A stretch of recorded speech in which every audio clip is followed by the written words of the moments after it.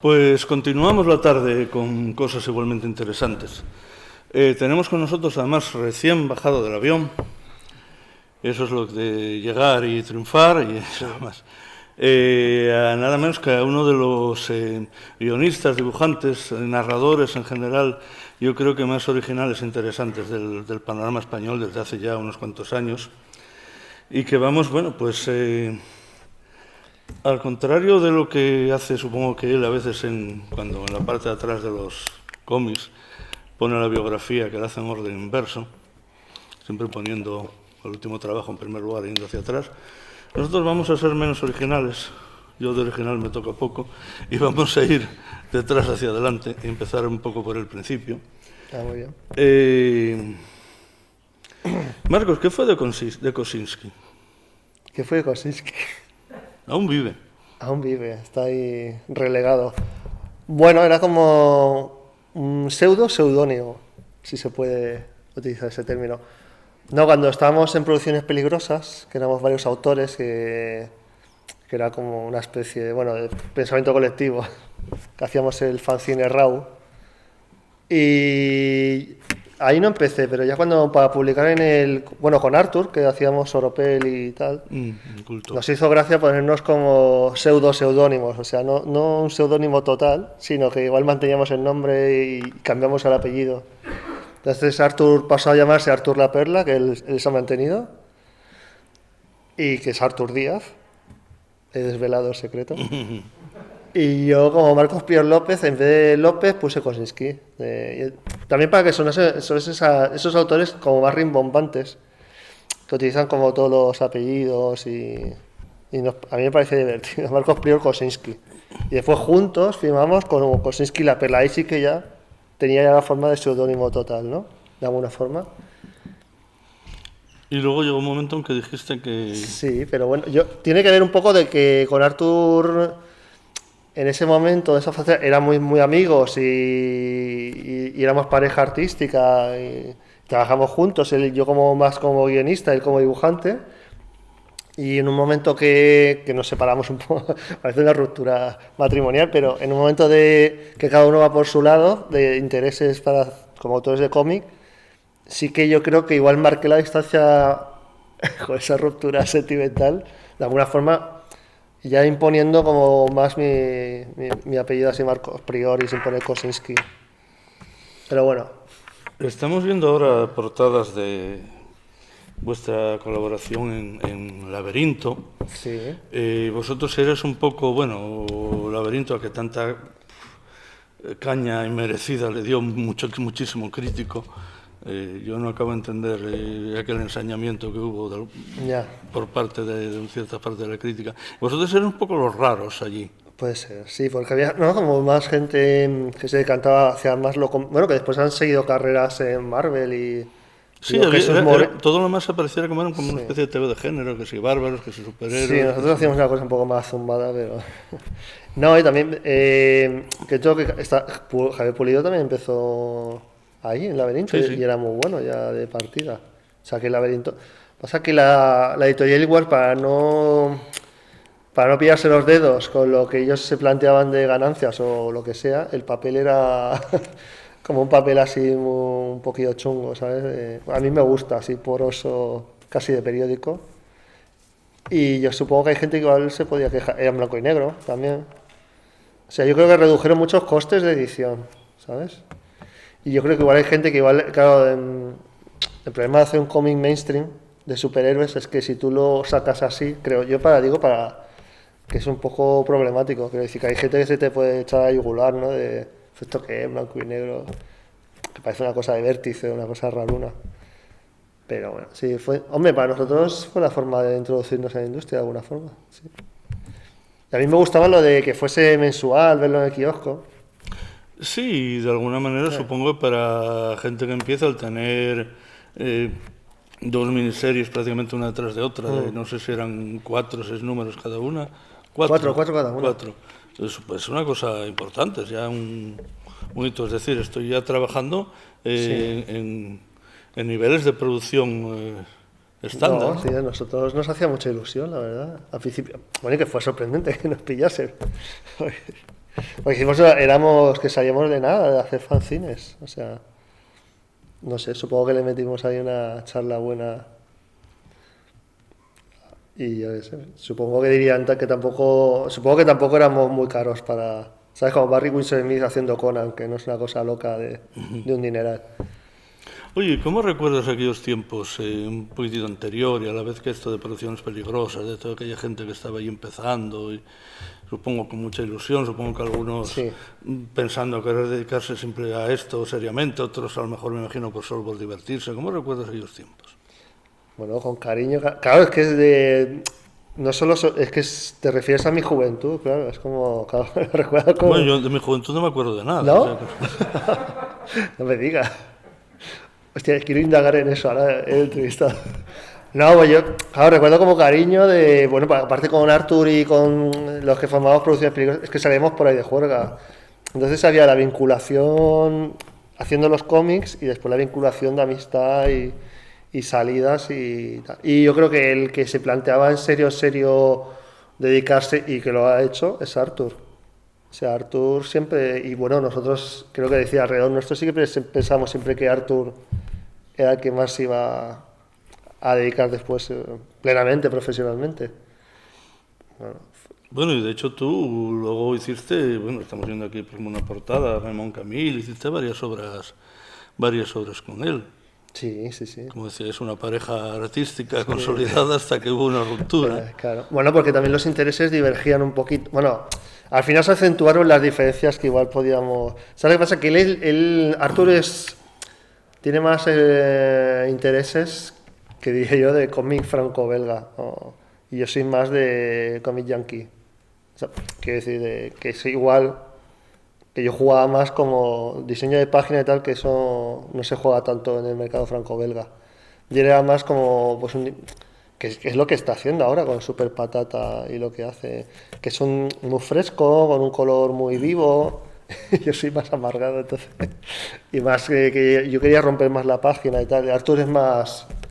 Está guay eso, ¿no? Que también que interese, como el cómic, como igual una plantilla más básica, pero no por ello que sea más superficial, ¿no? Estamos viendo aquí imágenes de fallo de Raccord, que yo no sé si creo que fue, si no corrígeme, tu primera obra como autor completo publicada. Sí. Y vamos a ver, porque tú de hecho dibujas, tenemos aquí, has hecho 4 o 5 obras como... pero ¿por qué te decidiste un poquitito al principio a ser más guionista y luego ya quizás retomar esa faceta tuya también como es que todo nos lleva a indagar en mi relación con Arthur. Ya ves, mentira, es que estamos muy interesados. Es un rollo de pareja, debate. Y entonces, esto es mi soltería, ¿no? Pero no, porque éramos muy colegas y quedamos convencidos más o menos.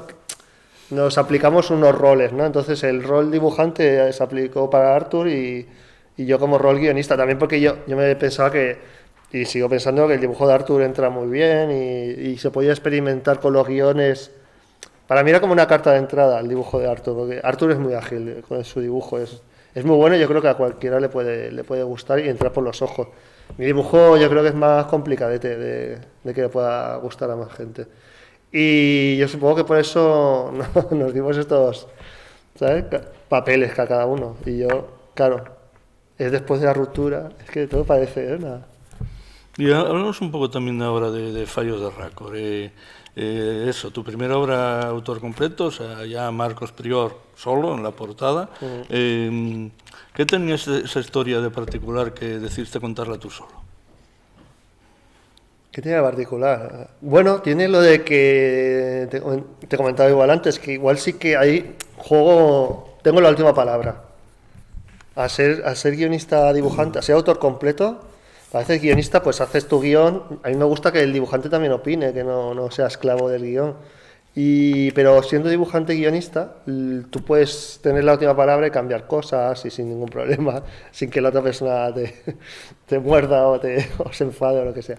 Y entonces en Fallos de Raccord sí que juego más con la página, más que con los guiones que hacía para Arthur. Claro, yo tengo que pensar en a quién le estoy haciendo el guión. Entonces, si el guión está... Y eso lo pienso con todos los que les he hecho guión. si el guion está pensado para Arthur, no me pongo a hacer experimentaciones gráficas normalmente. Entonces, si es para mí, sí. Pienso en mí. Y entonces ahí sí que jugué con formas gráficas diferentes. Hay un momento que hago como viñetas, como rollo, como si fuera un documental, o hago como una foto desenfocada. Y eso sí que me lo planteé para hacerlo yo, porque yo con eso sí que me lo paso mejor y disfruto.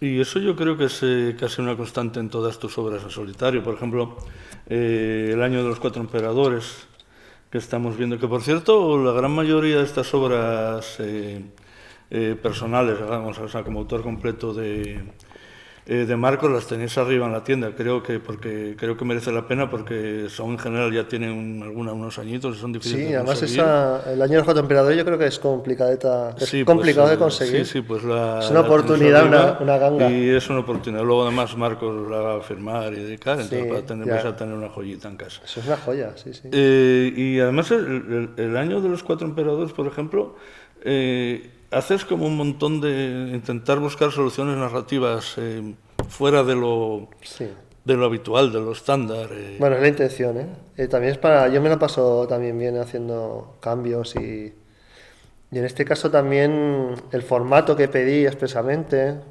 tapa blanda y el tamaño también. El tamaño, que quería que fuese... Bueno, tiene tamaño como algunos tipos de manga y el pulgarcito. Cuando yo era pequeño había el pulgarcito este pequeñito, que tiene ese tamaño, que coincide con lo de los mangas, con algunos mangas. Y también mi obsesión eran los cantos naranjas estos, como de novela barata de la época. Que es curioso porque los cantos naranjas son carísimos. Quiere decir que lo podemos asociar a una cosa de novela barata, y en la actualidad tú pedirle a un editor que te lo haga así, se va a decir la mayor parte de los editores que no te lo hacen. Tuvimos la suerte con el editor, con Lorenzo de Diablo, que le pareció bien poner los cantos naranjas, pero yo además quería naranja ácido. Yo tenía pesadillas, pues si no iba a salir bien en naranja, pues salió perfecto, o sea. Y jugué un poco en plan manga, el cómic, que al principio las primeras páginas son en color, como muchos mangas, y después ya en blanco y negro. Bueno, era ir jugando con cosas. Y luego, bueno, como vemos aquí, pues hay un montón de, yo no diría de estilos, sino de experimentos narrativos. Sí. Bueno, es lo que me divierte a mí leer, o sea, que también me divierte hacerlo. Aquí, por ejemplo, una especie de encuesta o de test que hay que poner. Sí. Y cada una te va dando la respuesta, que vas avanzando un poco en la narración, jugando con este tipo de cosas. Sí. No, porque esto también en vez de hacer como una narración más convencional, a ver, yo lo que me planteo es cómo introducir la información al lector.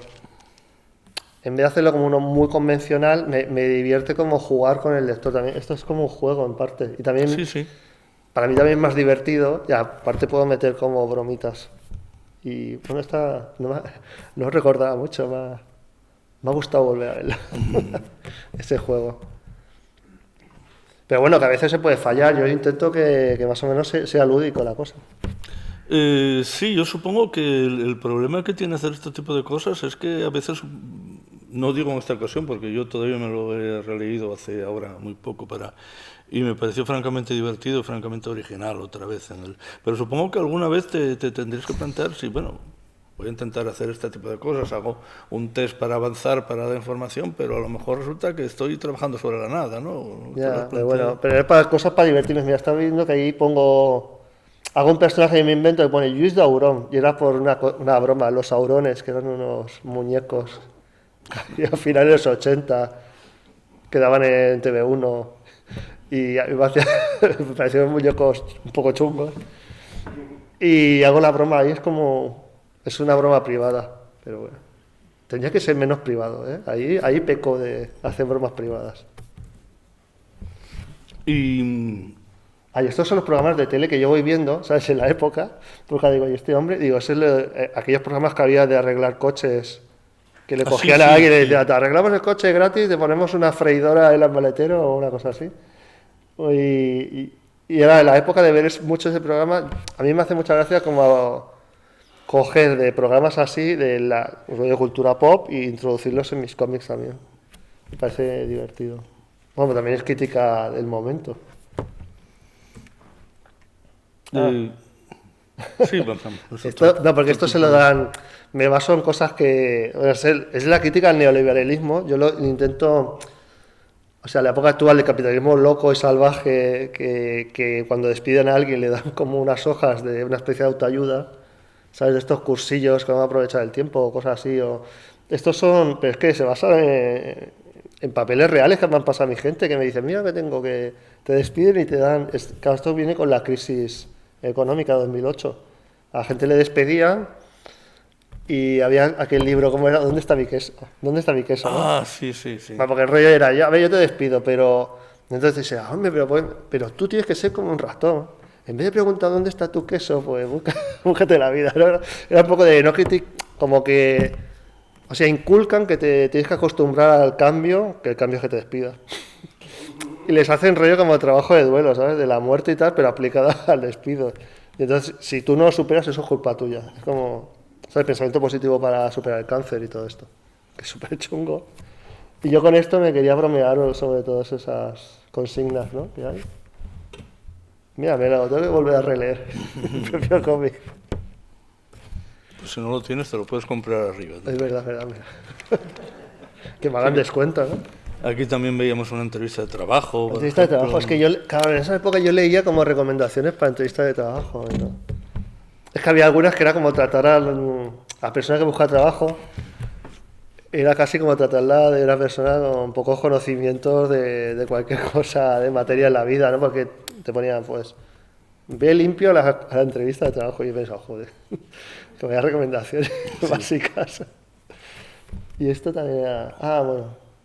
Esto era porque me pareció divertido un país de estos de la órbita de la Unión Soviética. O sea, estos locurones, ¿no? Que hay como un dictador que crea una escultura que es un libro. Esto, la realidad existe. Una plaza que tiene un libro que escribió el hombre, tipo lo de... En Kazajistán, ¿no? Puede ser un nombre de estos. Sí, yo que sé, creo sí. que el libro ese es luminoso. ¿Sabes estos sátrapas que son poetas, que son todos Gaddafi, de repente todos Dios son filósofos o poetas? Y eso me parecía divertido. Bueno, quería hacer también la estructura de noticia de periódico. Sí, es que en general todas tus obras en solitario, pero yo creo que El año de los tres emperadores en particular es una especie de pequeños puzzles, diferentes estilos. Sí, y pongo, porque ahora estoy viendo que debajo del titular pongo la autora de la nota y es Luisa Lanas, que es Luis Lane en Super López. Son las pequeñas bromillas que yo espero que la gente, si lo va descubriendo, que lo pase bien. Y mientras tanto seguías haciendo trabajos con otra gente. Una vez ya que te habías descubierto a ti mismo como autor propio, ¿cómo te encontrabas? Eso fue porque tuve que hacer un trabajo alimenticio, que es trabajar en publicidad, haciendo los storyboards. Bueno, storyboards no como los de cine, así, no, súper detallados para las agencias de publicidad, ¿no? Y entonces me pusieron como pareja a un chico que se llama... Porque se hacían pareja desde tu casa teletrabajando, que ahora está de moda y yo les digo siempre a la gente, yo vengo del futuro y te digo que vengo del teletrabajo en el año 2010 y te digo que cuidadito. Y estábamos trabajando, yo que sé, 9 horas y yo... Estabas en contacto con él con mensajerías de estas de... No sé si AOL, American Online, tal. Entonces nos pasábamos documentos, Photoshop. Yo trabajaba con Dani haciendo eso. Y entonces, al conocerlo, que él también le molaba los cómics, que ya sea autor de cómic y tal, empecé a trabajar con él. Y pensé, esta es mi segunda pareja, mi segundo matrimonio. Es que Dani además es también lo mismo que te he dicho antes, que es con Arthur, ¿no? Que es un dibujo que es muy goloso, que entra muy bien. Entonces también a mí me gusta. Y me gusta captar a Dani, ¿no? Para hacer esto. Y también Dani era proclive a hacer experimentaciones, o sea que perfecto. Y lo que pasa a veces la cronografía de las obras, te tienes que fiar un poco del año en que salieron y tal, y es un poco difícil de... Pero por aquella época más o menos seguías trabajando con Arthur en Rosario, Los Inagotables, más o menos. No, Rosario era del 2000 al 2004. Fue. Sí, bastante equivocado yo entonces. No. Pero no, yo tomé, o sea, en 2004 con Arthur y después, pues estaba pensando 2008, en Los Fallos de Raccord. Igual me tiré unos años que me he tirado con otros trabajos. Y entonces cuesta más sacar los cómics. Y después es lo que pasa, que hay cómics que yo me planteo y tardan más en salir que otros. Quiero decir, igual me planteé el año de los cuatro emperadores antes que Fagocitosis, y salió antes Fagocitosis. Que quiero decir, para el lector no es así como lo ve, claro. Claro, sí. Le llega de otra forma. Siempre yo intento en general llevar, a veces, las charlas en orden cronológico, pero es muy difícil porque vosotros muchas veces estáis trabajando un montón de proyectos y lo que sale antes no significa que se haya hecho antes. No, a lo ni mejor que te fue lo lo hayas último, planteado ¿no? antes, claro. Sí. Háblanos un poco de Necrópolis, otra de las... Bueno, es que Necrópolis también surge de la crisis económica. Y era un poco yo deambulando... Para ti la crisis fue una mina de... Sí, una mina y una perdición, en parte. Porque yo paseando por mi ciudad o por Barcelona, yo lo que veía es como un desastre arquitectónico, ¿sabes? Es como si hubiese explotado una bomba poco a poco. O sea, cuando explota una bomba es espectacular y lo ves de repente, pero la crisis económica fue como carcomiendo la arquitectura de la ciudad, y ¿sabes? Las tiendas, lo de las caixas es brutal, lo de las cajas de ahorro, que se han quedado como en tiendas con puertas extrañas, que son las puertas de los cajeros y todo esto. Y yo quería como reflejar un poco eso, inventarme una ciudad y hablar de un tema que también siempre me atrae, que es lo de los apagones, como tipo Nueva York y tal. Y fui ahí mezclando y varias cosas que me interesaban. Y claro, lo que pasa es que el Necrópolis, el episodio final es un poco documental mío, de salir a hacer fotos y después la pasé a dibujo y era un poco la ciudad muerta, un poco cómo queda con la crisis económica. Es que las ciudades se han quedado un poco tocadas. En Barcelona también, aparte con el turismo y todo. A veces veo una tienda que hay en el centro, el Plaza de la Universidad, que es de calzoncillos, no sé qué, y alucino que exista esa tienda aún. Y no sé. Y de tu evolución como dibujante puramente, o sea, no ya estamos hablando de los experimentos narrativos o de guionista, ¿no? Dibujante de línea y forma y todo esto.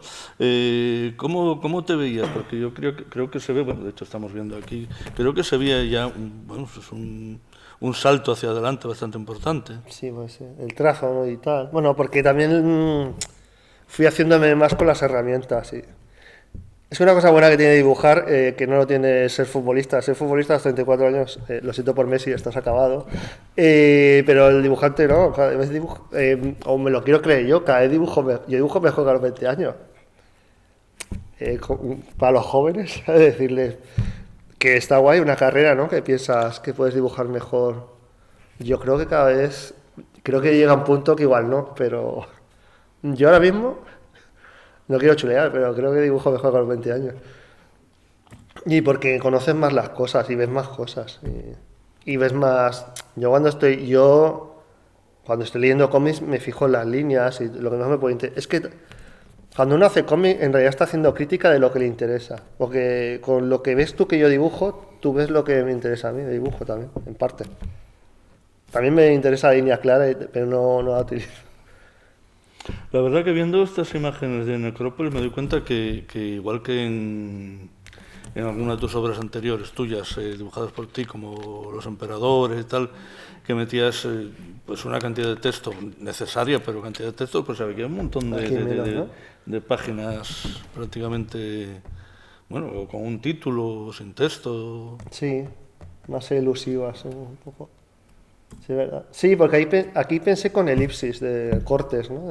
Episodios cortos, y que también me gusta. Es que a veces me planteo, antes de empezar el guión, como qué ritmo quiero darle. Y entonces, por ejemplo, Moby Dick es una novela que los episodios duran 2-3 páginas, y eso a mí me entusiasma, me parece muy... Además que es como a ráfagas, ¿no? Bueno, crea como un ritmo, como una metralleta casi. Aquí lo que veo, ¿sabes? Es una cosa mía. A mí me encanta el color plano y sin demasiado... Pero bueno, aquí aparte lo hago en plan paródico. Pero que digo, cuando me pongo a trabajar, me gusta meter rolletes con el color, que digo, lo disfruto mientras lo estoy haciendo, pero igual, ¿sabes? Como crítico diría, hostia, un poquito más, ¿sabes? Más plano. ¿Y cómo trabajas tú ahora mismo como dibujante? Quiero decir, ¿eres de los digitales? Digital. Bueno, esto todo es digital. Sí, sí. Bueno, porque ¿sabes? Cuando trabajé en publicidad me acostumbré a hacerlo digital todo. Y esto todo lo trabajé digital. Sí, sí.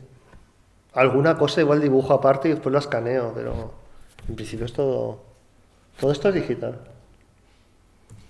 Es que sería más loco, ¿eh? Si tuviese... Sería más trabajo. Sí, Es que, bueno. claro, es que cuando los dibujantes hemos descubierto digital, bueno, quiero decir, hay algunos que igual no les gusta tanto, pero...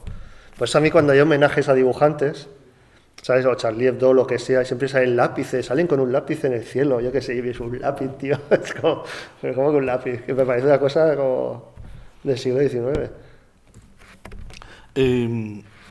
La verdad que en esta mesa le he tenido oportunidad de preguntar a bastantes guionistas que bien trabajan, o sea, que hacen obra propia o bien trabajan con otros dibujantes, como es tu caso.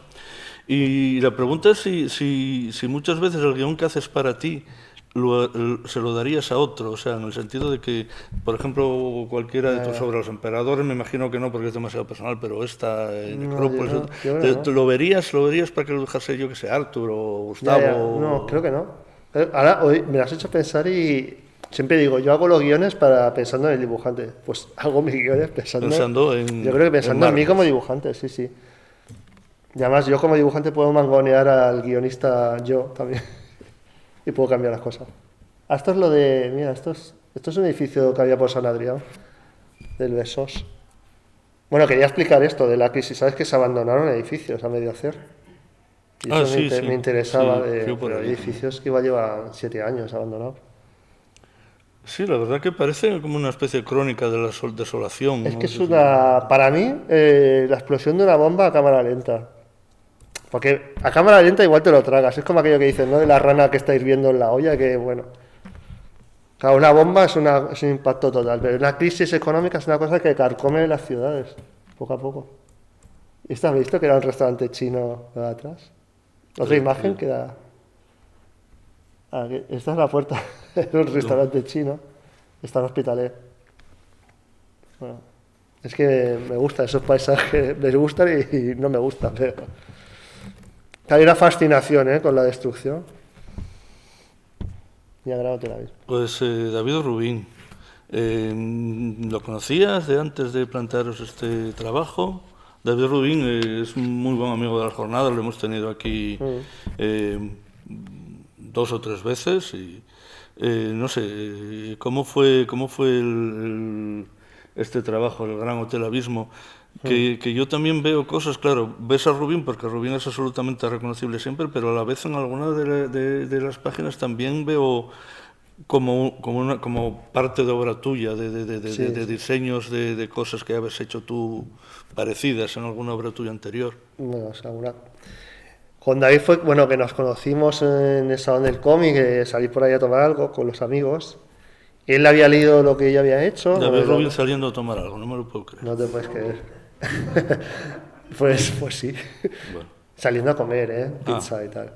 Nada, estuvimos hablando, lo típico de sales a fumar fuera y hicimos una conversación.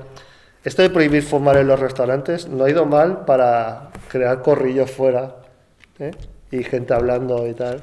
Yo creo que ha afianzado según qué reacciones. Y en este caso, yo creo que el hecho de ir a fumar fuera provocó que podamos hablar de este cómic. Y nada, estuvimos hablando, y él tiene también ideas así, ¿no? De la crisis, que jodido, no veo capitalismo así, a lo loco. Y él había tenido una idea de algo que se había planteado, pero igual muy salvaje, de, yo qué sé, pues los culpables del capital ahorcados en una farola, o yo qué sé. Y yo le dije, hombre, vamos a relajarnos. y digo, bueno, podemos hacerlo de otra forma, que yo creo que puede ser denuncia, pero no hace falta, porque igual utilizar esto de matar a gente puede ser causa de que se vuelva contra ti después y no tenga la eficacia que puede tener solo denunciándolo. Y bueno, pero de todas formas lo que hicimos al final es una mezcla de V de Vendetta y Frank Miller, no sé. No, fue curioso. Y es un guión que solo es para David Rubin. Sí, es difícil imaginar. Quizá tú lo podrías haber hecho, aunque hubieras y yo no tengo tanta paciencia como él para dibujar multitudes y... Sabes que ahí hay mucho curro, de David. Sí, sí. Pues vamos a hablar ahora de La noche polar, que es una obra... Bueno, es una obra tuya que empieza como un atentado al zar allí a finales del 18, luego la América del 50. Hay un montón otra vez de mezclas, de cambios. Sí. ¿Cuál era tu intención? ¿Qué era lo que buscabas? Es que yo he partido de una cosa que igual después se desdibujó. Pero La noche polar era como un juego de palabras también.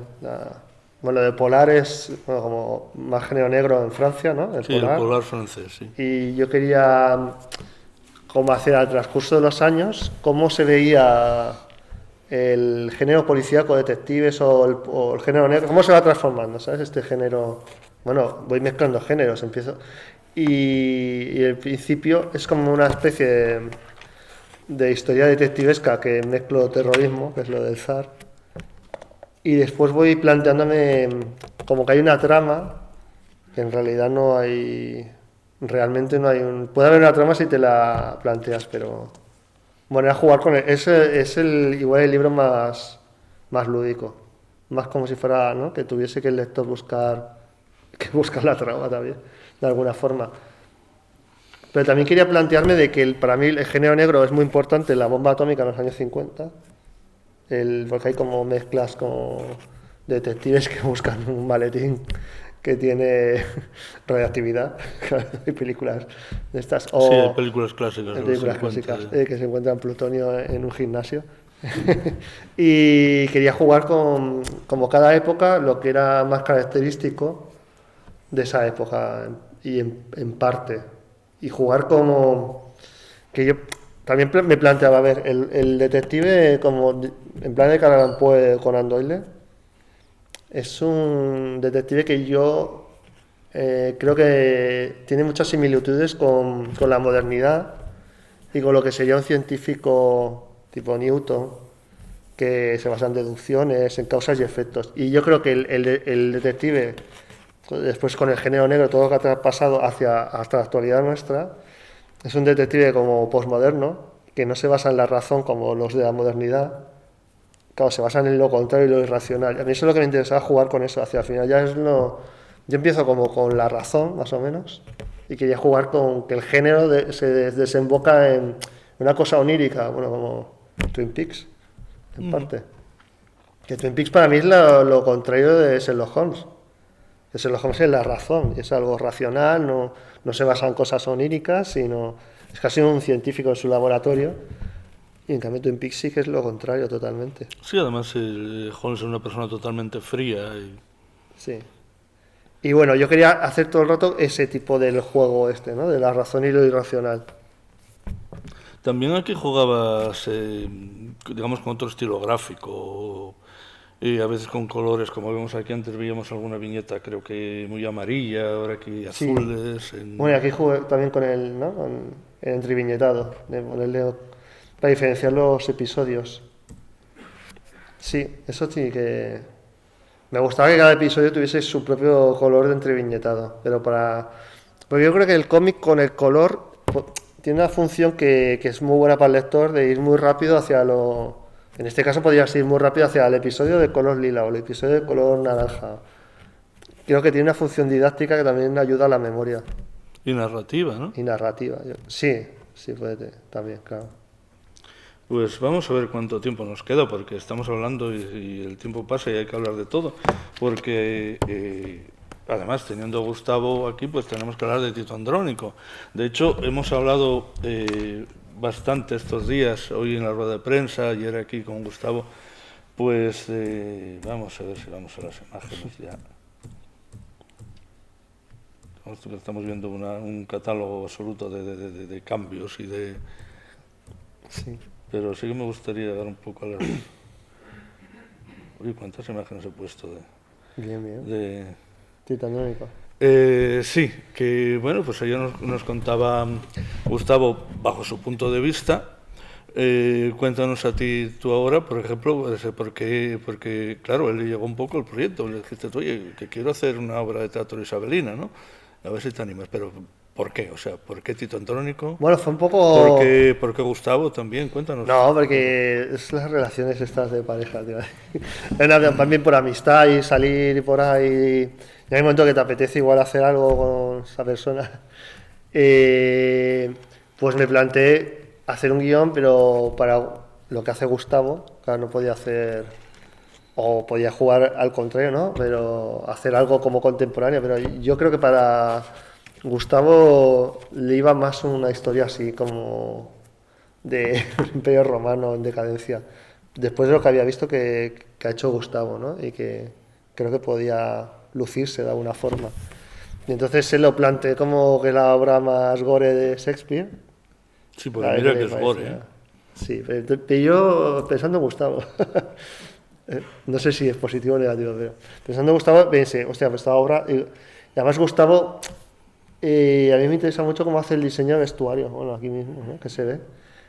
Y quería jugar con Gustavo en ese sentido, de que hiciese una cosa muy decadente, de final de imperio, que yo creo que a él también le interesa. Y así que él tuviese la idea de utilizar colores, ¿no? Oscuros, rojos. Yo comentaba ayer con Gustavo, lo primero es que Tito Andrónico me parece una obra redonda que me gusta muchísimo. Ah. Pero que comentaba ayer con Gustavo que sus anteriores obras, Los dientes y Mirdin, son como excesivas, en el buen sentido de la palabra, con un montón de exuberantes, quizás sería mejor. Y aquí vais a la contención total, que por otra parte lo pide la obra, pero, sí. Pero yo creo que hay un esfuerzo real de contención. Eso también fue que entre medio de Mirdin, yo creo que Mirdin para él supuso un esfuerzo muy grande para Gustavo. Y tuvo un momento, unos meses, claro, la idea surge también, tuvo unos meses de parón. Parece como, iba a decir, los hermanos Cohen cuando estaban haciendo Muerte entre las flores, estaban como un poco agotados mentalmente y se pusieron a hacer el guión de Barton Fink. Eso también puede pasar. ¿Sabes? De que dices, voy a una idea más ligera que, por ejemplo, ahora voy a hablar de los hermanos Cohen. Muerte entre las flores es como una jugada de ajedrez. Y entonces, supongo que mentalmente estaban un poco agotados y dicen, vamos a hacer Barton Fink.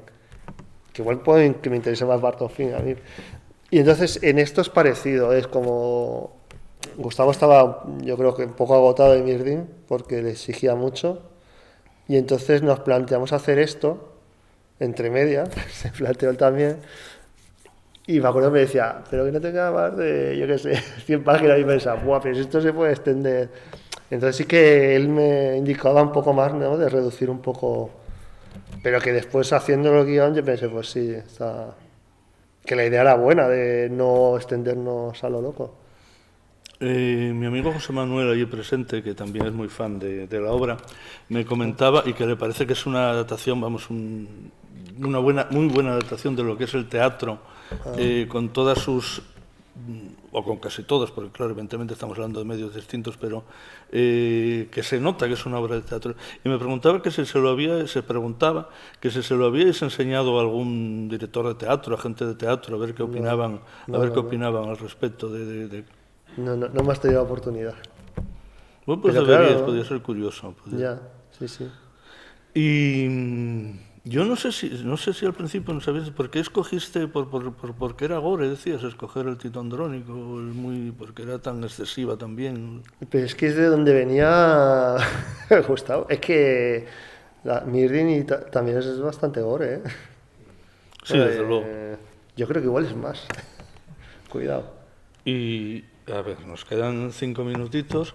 Pues nos da tiempo para que hables, si se puede, porque estas cosas nunca se sabe, de qué estás haciendo ahora, qué planes tienes. Ahora estoy un poco barbecho, iba a decir.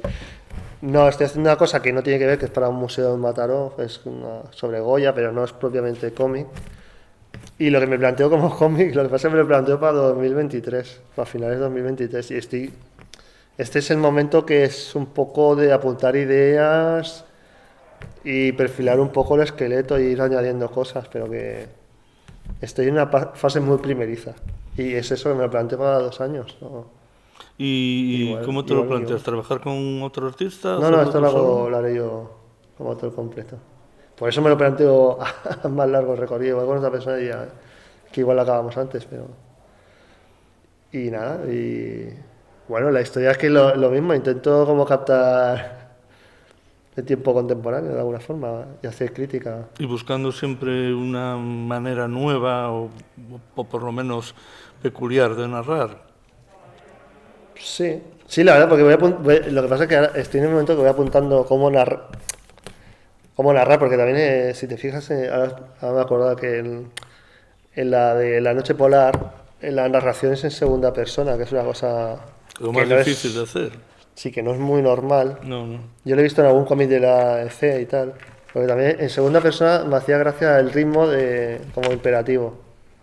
Tú haces esto, tú no sé. Sí, yo para mí es la manera más difícil, seguramente. Claro, y está diciendo al lector que es. Y aparte en esa obra, el lector es todos esos personajes. Y eso le di muchas vueltas hasta llegar a ese punto de ese tipo de narración. Y también hay músicos que me influyen para el tipo de narración. Hay Kate Tempest, que hace discos así, bueno, de rap y tal. Su forma me parece muy interesante porque es un disco que es como una obra completa, como una narración. Que hay unos personajes que siempre se despiertan a la misma hora de madrugada. Eso de un disco como completo también me sirve a mí para el tipo de narrativas que me interesa. Y en lo que me estoy planteando ahora, voy apuntando cosas y a ver cómo quiero narrarlo. Quiero narrarlo casi como periodístico, como si fueran noticias. Ya lo he hecho, así como en algunos momentos, sí. Pero hacerlo igual todo el cómic que fuese el ritmo periodístico. Pero igual cambio de idea, pero en principio, ¿sabes? A veces es que hay narrativas que me interesan, por ejemplo, cuando te lees pues un acto administrativo, puede ser muy aburrido igual, pero que le puedes dar juego, no sé, ¿sabes? Coger eso y cambiarlo de alguna forma. Y estoy en eso. Me hace mucha gracia lo del acto administrativo. Bueno, pues estaremos aquí deseando verlo. Es un placer tenerte aquí. Ya te digo que creo que eres de los narradores, guionistas, dibujantes como más inventivos y a la vez satisfactorios para el lector. Yo como lector me lo paso muy bien leyendo cosas tuyas. Y bueno, pues nada, despedirte con un fuerte aplauso, esperando que esta sea la primera vez, pero no la última. Y muchísimas gracias. Nada, gracias a vosotros.